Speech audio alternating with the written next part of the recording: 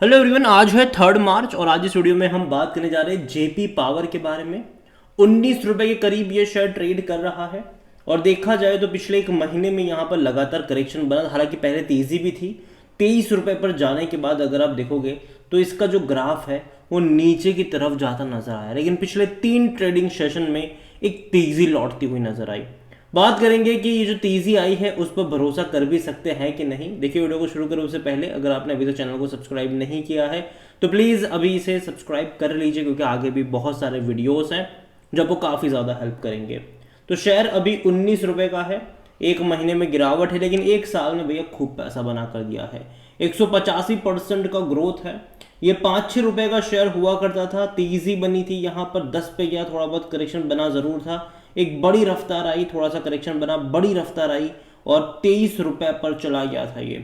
उसके बाद अगर आप देख रहे हो तो लगातार गिरावट बन रही है, लगातार गिरावट। देखो, अभी इसने कोशिश करा है, अटेम्प्ट करा है तेजी दिखाने का। 5 साल का अगर आप ग्राफ देखोगे तो इससे पहले पता है क्या था कि जब भी तेजी आती थी गिरावट फौरन आ जाती थी। एक बड़ी रफ्तार के बाद लंबे समय का कंसोलिडेट किया था इसने और अच्छी तेजी देखने को मिली है यहाँ पर पिछले 6-7 महीनों में।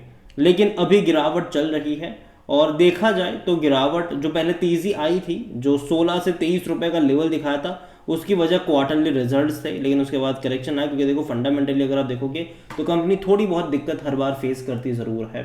इतना ही नहीं, सेम पैटर्न आपको जेपी एसोसिएट में देखने को मिल रहा है। हालांकि ये तो और ज़्यादा गिरा है, 14% गिर चुका है।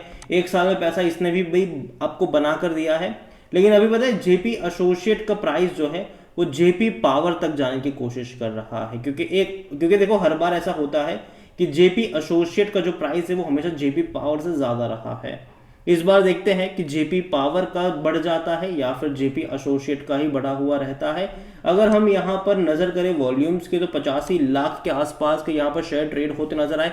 इतना ही नहीं, according to money control user 78% लोग कह रहे बेचो और भाव। तो देखो, मेरी भी यहाँ पर खरीदारी की रिकमेंडेशन तो नहीं है, लेकिन कुछ चीज़ें ज़रूर है जो जानना ज़रूरी है इस कंपनी को लेकर। यहाँ पर अगर आप देखोगे तो कंपनी डिविडेंड तो हालांकि भूल जाओ कि आपको पे करेगी। रीज़न ये है कि कंपनी के देखो रेवेन्यू बढ़े ज़रूर थे अब 22 और 23 में, और देखो बहुत सारी पावर कंपनियों के बढ़े। प्रॉफिट वाइज अगर आप देख रहे हो तो यहाँ पर स्ट्रगल ज़रूर कर रहा है। इवन 19 और 20 में लॉस हुआ था, 21 में प्रॉफिट कमाया, 22 में प्रॉफिटेबल है लेकिन कम हुआ, 23 में प्रॉफिटेबल है लेकिन कम हुआ। लेकिन अगर आप देखो ना तो काफ़ी अस्त व्यस्त वाला माहौल है। हालांकि कंपनी का अगर आप वैल्यूएशन देखोगे तो जाहिर सी बात है 32 का पी है इसका, सेक्टर पी 31 का है। ना ही सस्ता कह सकते हो, ना ही आप इसको महंगा कह सकते हो। कोई भी एनालिस्ट खरीदारी करने की यहाँ पर बात नहीं कर रहा है। फिनेंशियल्स अगर आप देखो तो यहाँ पर बहुत सारी चीज़ें पता चलती। देखो, लास्ट क्वार्टर के नंबर डेफिनेटली इसके अच्छे थे और जिसके चले थे एक बड़ा मूव इसने दिखाया था। 16 रुपए से शेयर 23 पे गया था। 2213 करोड़ का इनका रेवेन्यू हुआ था, प्रॉफिट 172 करोड़ का था, जो कि काफ़ी अच्छा रहा, काफ़ी अच्छा रहा मेरे हिसाब से। अगर आप देखो तो पिछले 3 क्वार्टर में कंपनी प्रॉफिटेबल हुई ज़रूर है। इससे पहले का जो टाइम था वहाँ पर कंपनी लॉस कर रही थी, और देखो बीच में भी एक टाइम ऐसा आया ज़रूर था जहाँ पर कंपनी ने प्रॉफिट दिखाया था। जैसे कि जून 2022 में 240 करोड़ का प्रॉफिट था, फिर 75 करोड़ का प्रॉफिट रहा और रेवेन्यू भी उस टाइम पे बढ़ गए थे इनके। लेकिन बाद में हुआ क्या, बाद में फिर से ये लॉस में आ गए। तो इस बार देखना ज़रूर रहेगा कि ये जो प्रॉफिट है वो लॉन्ग टर्म के लिए रह पाता है कि नहीं, या फिर भैया टेम्पररी वाला ये था। मुझे लगता है कि यार यहाँ पर लॉन्ग टर्म का आउटलुक स्टेबल होना चाहिए। अगर इसी तरीके से नंबर अच्छे आएंगे तो ठीक है, पॉसिबिलिटीज़ है वो। और हर क्वार्टरली रिजल्ट्स के बाद आपको इसको इवेल्युएट करना पड़ेगा। यहाँ पर शेयर होल्डिंग के बारे में देखा जाए तो जो प्रमोटर है उनकी होल्डिंग 24% की है, लेकिन प्रॉब्लम ये भी है कि प्रमोटर की 19% से भी ज़्यादा की होल्डिंग गिरवी रखी हुई है। तो यहाँ पर आप ये देख सकते हो कि भैया प्रमोटर है ऑलरेडी बहुत कम क्वांटिटी में है, उनमें से भी बहुत सारे शेयर्स गिरवी रख के बैठे हैं। 0.08% यहाँ पर म्यूचुअल फंड्स के पास है, 20.48% डोमेस्टिक इंस्टीट्यूशंस के पास है। लेकिन सरप्राइजिंग ये है कि वो बेच भी रहे हैं।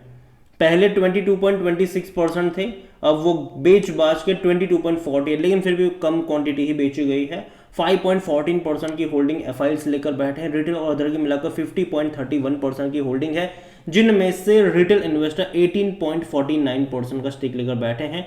अदर पार्टीज 31.82% पर है। देखिए जेपी पावर डेफिनेटली एक टाइम ऐसा था जब इस कंपनी को भैया कोई देख भी नहीं रहा था, और इवन फंडामेंटली स्ट्रांग नहीं थी ये कंपनी, तो जाहिर सी बात है इसका अवॉइड करना तो बनता भी है, और ऐसी कंपनी के ऊपर हमेशा ध्यान देना भी नहीं चाहिए। लेकिन पिछले 2-3 क्वार्टरों में जो सिचुएशन है वो थोड़ी बहुत बदलती हुई यहाँ पर नज़र ज़रूर आई है, और मेरे हिसाब से आप उसको इग्नोर तो नहीं कर सकते। हालांकि अगेन कंपनी के ऊपर अभी भी डेट ज़्यादा है, कर्जा ज़्यादा है इनके ऊपर, और यही वजह है कि बीच में कभी भी मामला यहाँ पर गड़बड़ा सकता है। तो आप इसको ऐसे तो ट्रीट नहीं कर सकते कि भैया खरीदो और भूल जाओ, जी नहीं। अगर आप यहाँ पर बाई करके चल रहे हो तो आपको इसको हर क्वार्टर में ट्रैक करना पड़ेगा कि क्वार्टरली नंबर्स इनके अच्छे आ भी रहे हैं कि नहीं। अगर एक क्वार्टर में भी मामला गड़बड़ा गया तो हालत ख़राब होती है, आपको ऑटोमेटिकली देखने को मिल जाएगी। यहाँ पर अगर आप ग्राफ देखोगे तो एक चीज़ पता चलती है कि बड़ी रफ्तार दिखाने के बाद कंसोलिडेट किया, तेज़ी दिखाई, कंसोलिडेट किया। अगर आप 5 साल का भी ग्राफ देख लो तो ये चीज़ पता चलती है कि तेज़ी दिखाई, गिरावट आई, तेज़ी दिखाई, गिरावट आई, तेज़ी दिखाई, गिरावट आई। तेज़ी इस बार बहुत बड़ी आई है, यहाँ पर 6 रुपये से भाई साहब 23 पे गया था ये शेयर, 350% का ग्रोथ कह लो कि दिखाया था इसने। अब करेक्शन यहाँ पर देखने को मिल रहे हैं, और मुझे लगता है कि यहाँ से वापस अटेम्प्ट करेगा, कोशिश करेगा ऊपर जाने के लिए।